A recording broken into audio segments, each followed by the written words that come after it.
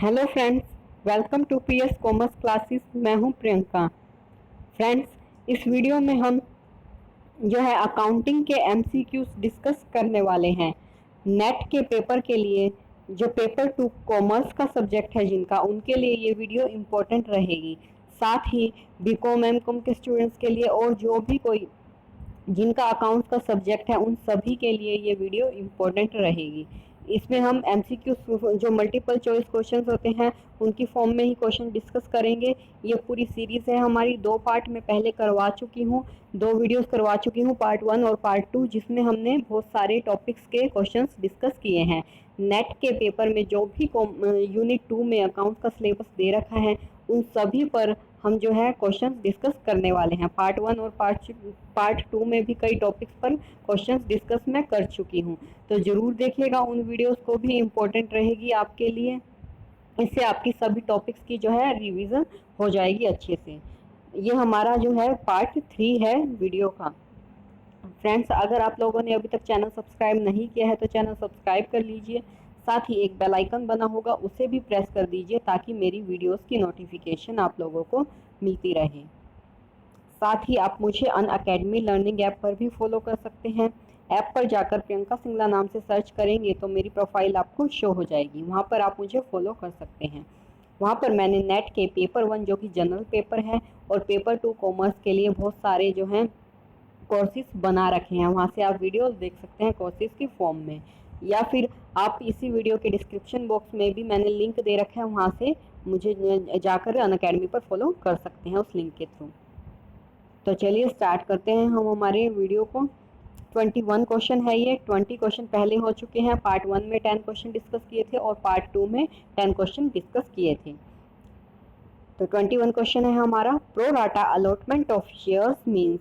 Allotment of shares, तो allotment of shares जो किया जाता है जब, तो प्रो राटा अलॉटमेंट वर्ड सुना होगा जब आपने कभी +1 +2 में किया होगा अलॉटमेंट वाला, या बीकॉम में किया होगा, कभी अलॉटमेंट के चैप्टर किए होंगे, वहाँ पर प्रोराटा अलॉटमेंट होता था। तो वो क्या होता है? A, at the discretion of the director, director जब कहता है तब। B, equally amongst of the applicants, applicant जो भी अप्लाई करते हैं शेयर्स के लिए उनको इक्वली बांट देना। C, to all the applicants in proportion to the share applied for, जिन जिन ने जितने शेयर के लिए अप्लाई कर रखा है उसके प्रपोर्शन में उन्हें शेयर बांट देना।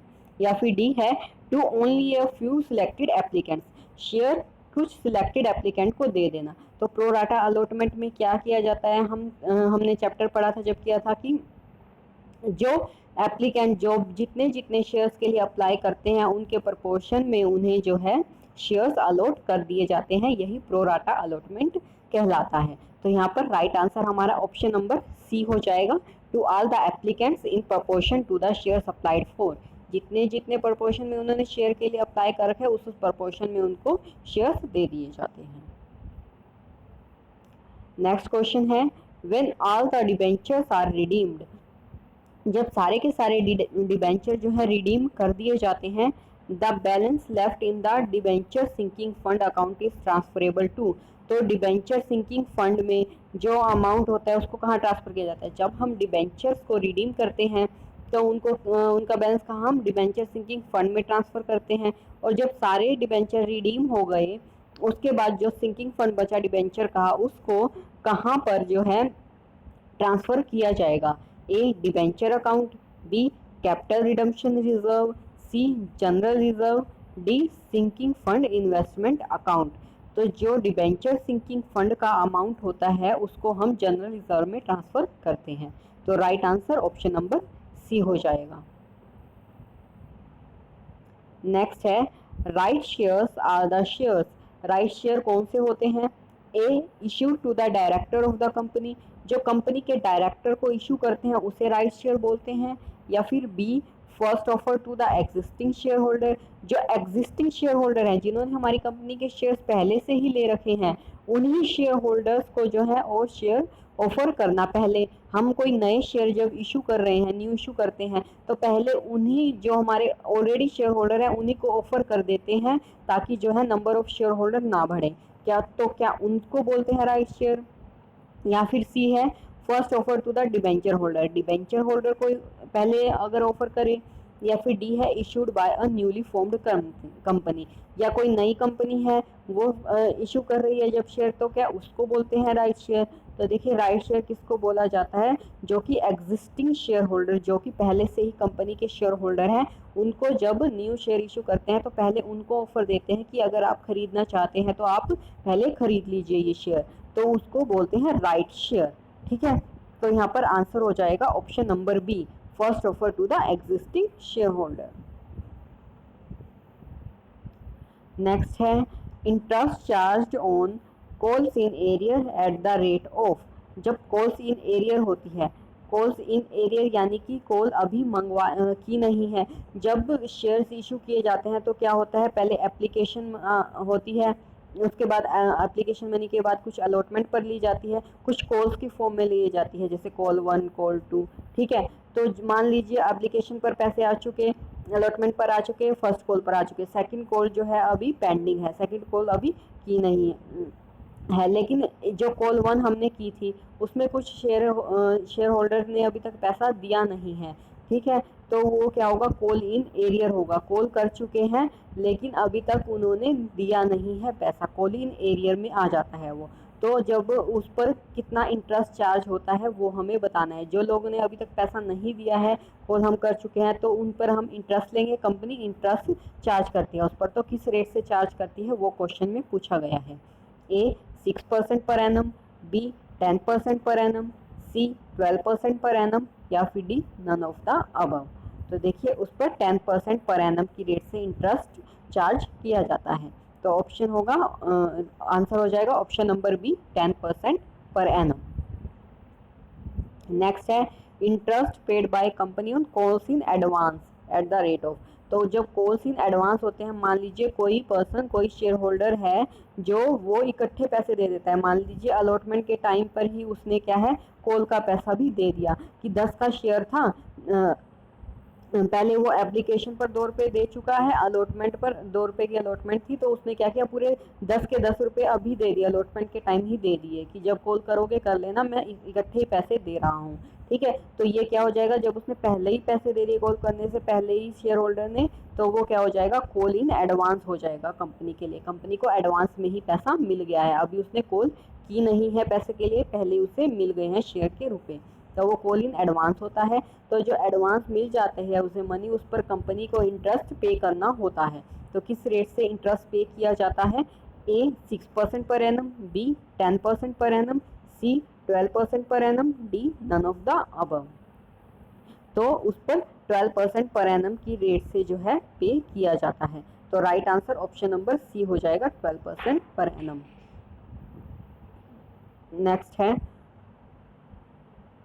How many clauses in MOA यानी कि memorandum of association, full form भी यहाँ पर याद रखनी है, MOA क्या होता है, मेमोरेंडम ऑफ एसोसिएशन, एक होता है AOA आर्टिकल ऑफ एसोसिएशन, जिसे कंपनी का आर्टिकल भी बोला जाता है। ठीक है, तो MOA जो होता है मेमोरेंडम ऑफ एसोसिएशन, उसमें हमें बताने हैं कि कितने क्लॉजेस होते हैं, A 3, B 4, C 5, D 6। तो देखिए मेमोरेंडम ऑफ एसोसिएशन में होते हैं 6 क्लोजेस होते हैं, जैसे कि name close, object close, situation close, इस तरह से। ठीक है, तो राइट आंसर हो जाएगा option number D 6 closes. Next है as per company act a company can not proceed to allot shares unless dash is received, company जब कोई कंपनी जो है शेयर इशू करना चाह रही है, अलॉटमेंट करती है, तो कब तक वो जो है शेयर इशू नहीं कर सकती, जब तक कि कितना जो है डैश इज रिसीव, जब तक क्या रिसीव नहीं हो जाता, A application money, B allotment money, C minimum subscription, या डी कॉल मनी। तो देखिए जब तक क्या है मिनिमम सब्सक्रिप्शन कंपनी को नहीं मिल जाता, तब तक क्या है वो शेयर अलॉट नहीं कर सकती है। तो यहाँ पर राइट आंसर हो जाएगा option number C minimum subscription. Company act क्या कहता है, a company can not proceed to allot share unless subscription minimum subscription is receive, कम से कम सब्सक्रिप्शन जितना कंपनी एक्ट में दिया गया उतना सब्सक्रिप्शन नहीं मिल जाता तो कंपनी शेयर अलॉट नहीं कर सकती है। नेक्स्ट है which of the following schedule deals with P&L and balance sheet of a company under company act. तो कौन सा शेड्यूल है जो प्रॉफिट एंड लॉस और बैलेंस शीट को डील करता है, कौन से शेड्यूल में प्रॉफिट लॉस और बैलेंस शीट बना होता है कंपनी एक्ट के। A schedule 2, B schedule 3, C schedule 5 6 या फिर डी है रिवाइज शेड्यूल 6। तो देखिए शेड्यूल 3 जो होता है वो होता है प्रॉफिट लॉस और बैलेंस शीट का। शेड्यूल 3 के दो पार्ट होते हैं, एक होता है पार्ट ए और दूसरा होता है पार्ट बी, या पार्ट 1 पार्ट 2 भी इसको बोल सकते हैं। तो इसमें पार्ट ए में बैलेंस शीट होती है और पार्ट बी में प्रॉफिट लॉस होता है, statement of profit and loss account. ठीक है, तो ये याद रखेंगे कि प्रॉफिट और लॉस और बैलेंस शीट के लिए कौन सा होता है, शेड्यूल 3 होता है। और ये दोनों भी याद रखने हैं, दो पार्ट। पार्ट ए में क्या होता है, इस तरीके से भी क्वेश्चन आ सकता है कि शेड्यूल 3 के पार्ट ए में क्या होता है, तो बैलेंस शीट होती है, और बी में क्या, प्रॉफिट एंड लॉस अकाउंट होता है। ठीक है, नेक्स्ट है anticipate no profits but provide for all possible losses according to. तो देखिए जब क्या होता है, हमारा एक कंसेप्ट है जिसका ये रूल है कि अगर हमें लग रहा है कि फ्यूचर में हमें कोई प्रॉफिट होगा तो उस एंटीसिपेट प्रॉफिट को हम अभी बुक्स में रिकॉर्ड नहीं करते हैं। लेकिन अगर हमें लगता है कि फ्यूचर में हमें ये लॉस हो सकता है, कोई लॉस होने की संभावना हमें दिखाई दे रही है, तो हम उसके लिए आज ही प्रोविज़न बनाकर चलते हैं अपने बुक्स ऑफ अकाउंट्स में। जैसे कि बैड डेब्ट्स के लिए जो है प्रोविज़न बनाया जाता है, प्रोविज़न जिसे बोलते हैं प्रोविज़न फॉर बैड डेब्ट्स, क्योंकि हमें लगता है कि ये डेटर इतने डूब सकते हैं तो उसके लिए हम प्रोविज़न बनाकर चलते हैं। ठीक है, तो वो कौन से कंसेप्ट के अकॉर्डिंग होता है, उस कंसेप्ट का नाम हमें बताना है। A materiality concept, B going concern concept, C consistency concept, या फिर डी कंजर्वेटिज्म कंसेप्ट। अब देखिए कई कंसेप्ट हैं हमारे अकाउंटिंग में। मैटीरियलिटी कंसेप्ट क्या कहता है कि जो सी आइटम जो है मटेरियल है उसे ही हम बुक्स में रिकॉर्ड करेंगे। गोइंग कंसर्न के अकॉर्डिंग क्या मानकर चलते हैं कि बिजनेस हमारा चलता रहेगा, ये मानकर हम अपनी बुक्स बनाते हैं। कंसिस्टेंसी में क्या होता है कि हम कंसिस्टेंटली जो है जो भी पॉलिसीज अपना रहे हैं, हम जो भी अकाउंटिंग के रूल्स अपना रहे हैं उनको कंसिस्टेंटली फॉलो करेंगे। और कंजर्वेटिज्म क्या मानकर चलता है कि कोई भी लॉस अगर फ्यूचर में हमें होता दिखाई देता है तो उसके लिए हम प्रोविज़न अभी ही बनाकर चलेंगे, लेकिन कोई अगर प्रॉफिट होता दिखाई देता है तो उसके लिए प्रोविज़न नहीं बनाया जाएगा, उसको रिकॉर्ड अभी नहीं किया जाएगा। ठीक है, तो हमसे यही पूछा था कि anticipate no profit but provide for all possible losses, ये किसके अकॉर्डिंग होता है, तो ये होता है कंजर्वेटिज्म कंसेप्ट के अकॉर्डिंग। तो आंसर हो जाएगा option number D, conservatism concept. Next है all the following are classified as fundamental accounting exemption except. तो इनमें से कौन सी फंडामेंटल अकाउंटिंग एग्जम्पशन नहीं है वो हमसे पूछा गया है। A consistency, B accrual, C business entity, D going concern. तो देखिए तीन होती है हमारी फंडामेंटल अकाउंटिंग एग्जम्पशन। ठीक है, कौन कौन सी होती है, कंसिस्टेंसी होती है, एक्रूअल होती है और गोइंग कंसर्न होती है। तो कौन सी नहीं होती, वो बिजनेस एंटिटी नहीं होती। हमसे नहीं वाली ही पूछा है क्वेश्चन में, एक्सेप्ट दिया गया है, तो बिजनेस एंटिटी यहाँ पर नहीं है। Right answer option number C हो जाएगा, बिजनेस एंटिटी। आई होप आपको सभी क्वेश्चन समझ में आए होंगे, कुछ कंसेप्ट क्लियर हुए होंगे, रिवाइज हुए होंगे आपके।